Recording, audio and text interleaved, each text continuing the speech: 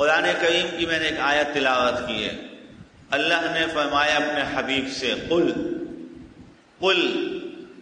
اب یہ قل، اس پہ بھی ایک طویل بحث ہے کہ جب اللہ قل کہتے ہیں تو اس کا مطلب کیا ہوتا ہے. جب اپنے حبیب سے کہتے ہیں نا قل، آپ کہہ دیجئے، آپ کہہ دیجئے، اس آپ کے علاوہ کوئی کہہ ہی نہیں سکتا. اللہ کا کلام تو اللہ کے اپنے حبیب نہیں کہنا ہے، اس میں کوئی اور تو کلام کو آگے لا ہی نہیں سکتا تھا. پھر بھی اپنے حبیب کو کہا قل. اس کی طرف میں اکثر اشارہ کرتا رہتا. سب سے بنیادی چیز محبوب لوگوں کو آپ کی حیثیت کا پتہ چل جائے، آپ کی حیثیت کا پتہ چل جائے کہ آپ بھی کچھ ہیں.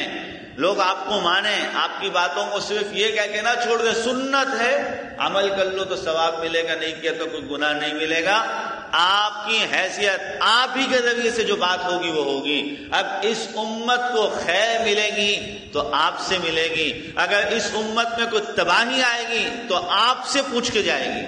آپ کی نافرمانی کرنے والوں کو تباہی ملے گی، تباہی ملے گی.